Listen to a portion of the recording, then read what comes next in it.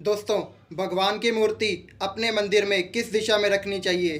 किस दिशा में गणेश जी की मूर्ति रखने से हमें लाभ मिलता है? कौन सी दिशा में माता लक्ष्मी और कुबेर भगवान की मूर्ति रखने से होती है धन की प्राप्ति? हमारे घर में रखी जाने वाली मूर्तियों का साइज कितना होना चाहिए? ऐसे ही कुछ प्रश्नों के जवाब जानेंगे आज इस वीडियो में। तो बने रहिए हमारी इस वीडियो में अंत तक। नमस्कार दोस्तों, मैं ललित शर्मा आपका अपने YouTube channel all problems one solution में बहुत बहुत स्वागत करता हूं। तो जैसे कि हमने अभी कुछ प्रश्नों के बारे में जिक्र किया, तो आज हम उन सभी प्रश्नों को और उनके साथ जुड़े और भी कुछ प्रश्नों को जानेंगे। तो अगर आपके मन में कोई और प्रश्न हो तो आप हमें कमेंट बॉक्स में पूछ सकते हैं।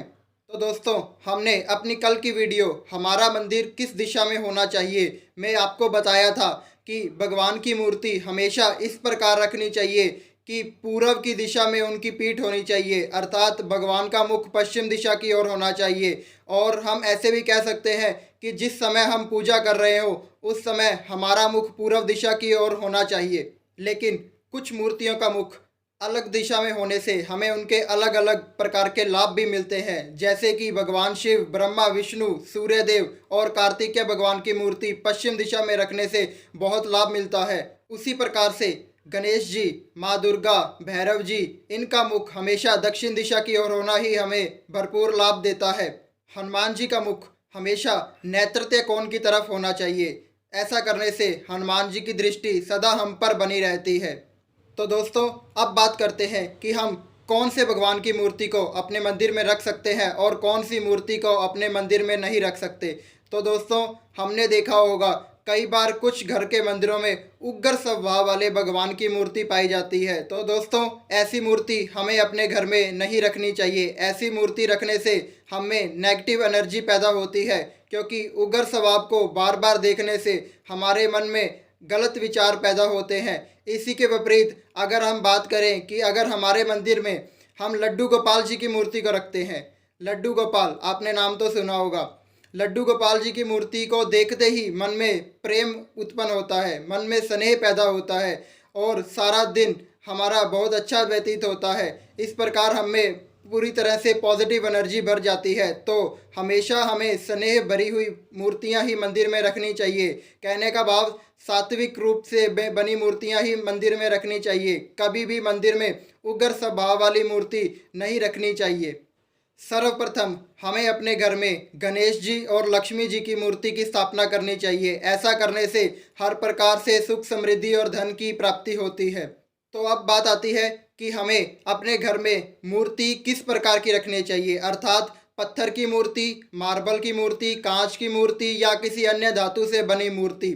तो दोस्तों, हमें अपने घर में कभी भी मिट्टी से बनी मूर्ति या किसी भी प्रकार के मार्बल से बनी मूर्ति को नहीं रखना चाहिए। ऐसा करना अशुभ माना जाता है, क्योंकि ऐसी मूर्तियां घर में स्थापित नहीं होती, इन्हें प्रवाहित करना पड़ता है।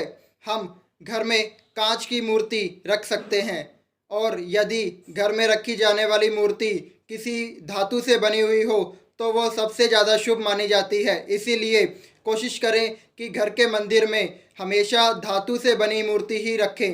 अब कुछ दोस्तों का प्रश्न ये भी आया था कि मूर्ति का साइज क्या होना चाहिए। घर में रखी जाने वाली मूर्ति जो होती है दोस्तों, उसका साइज कभी भी हमारी हथेली के साइज से बड़ा नहीं होना चाहिए, क्योंकि हथेली से बड़े साइज की मूर्ति होगी तो उसकी हमें प्राण प्रतिष्ठा करवानी पड़ेगी, जो कि हमारे घर में नहीं हो सकती। इसलिए कभी भी घर के मंदिर में हथेली से बड़े साइज की मूर्ति को ना रखें।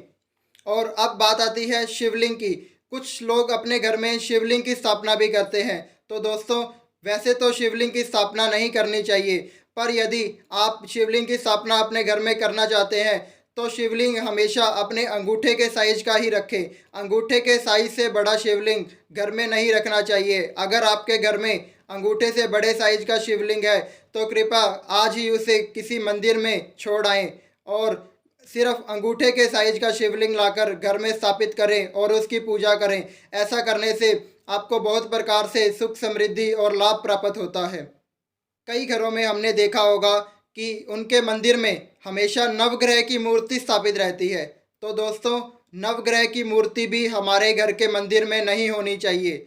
हाँ, हम नव यंत्र या किसी भी प्रकार के और यंत्र को घर में स्थापित कर सकते हैं, वो हमारे लिए शुभ माना जाता है। हम सूर्य यंत्र अपने घर में स्थापित कर सकते हैं, हम सूर्य कवच को धारण कर सकते हैं, लेकिन यंत्रों को धारण करने से पहले भी हमें अपनी कुंडली चेक करवा लेनी चाहिए कि हमारी कुंडली के हिसाब से हमें कौन सा ग्रह सही बैठता है और उसी ग्रह के अकॉर्डिंग हमें वो यंत्र धारण करना चाहिए या वो कवच धारण करना चाहिए और उसकी पूजा करनी चाहिए। ऐसा करने से हमें बहुत प्रकार के लाभ प्राप्त होते हैं और हमारा वह ग्रह दोष भी दूर हो जाता है। लेकिन कभी भी नवग्रह की मूर्ति को अपने घर में स्थापित ना करें। दोस्तों, आपने सुना होगा शनि देव के बारे में। शनि देव की सीधी दृष्टि जिस पर पड़ती है उसके लिए वो बहुत हानिकारक सिद्ध होती है। तो दोस्तों, इसलिए शनि देव की मूर्ति को भी कभी अपने घर में ना रखें। यदि आपके घर में मंगल ग्रह की मूर्ति रखी है तो कृपया उसे हटाकर उसकी जगह पर हनुमान जी की मूर्ति स्थापित करें और हनुमान जी की मूर्ति की दिशा नैऋत्य कोण में स्थापित करें, अर्थात हनुमान जी की दृष्टि सीधा हमारे घर के नैऋत्य कोण में पड़नी चाहिए। ऐसा करने से बहुत लाभ मिलता है। लेकिन ध्यान रखें, हनुमान जी की मूर्ति को कभी भी महिला स्पर्श ना करें। ऐसा करने से हनुमान जी नाराज हो जाते हैं और फिर हमें बहुत प्रकार से हानि उठानी पड़ती है। तो दोस्तों, ये थी हमारी आज की वीडियो। तो दोस्तों, अगर आपके मन में अभी भी मंदिर को लेकर कोई भी प्रश्न हो तो आप हमें कमेंट बॉक्स में पूछ सकते हैं या हमारी मेल आईडी पर भी हमें मेल कर सकते हैं। अगर वीडियो अच्छी लगी हो तो प्लीज़ वीडियो को लाइक ज़रूर करें और शेयर करें और अपने सभी दोस्तों को सेंड करें ताकि उन्हें भी इस बारे में पूरी जानकारी प्राप्त हो सके। दोस्तों, हमारे चैनल को सब्सक्राइब करना ना भूलें और साथ ही साथ बेल आइकन को ज़रूर प्रेस करें ताकि हमारी आने वाली हर वीडियो सबसे पहले आप तक पहुंच सके। जय श्री राम दोस्तों।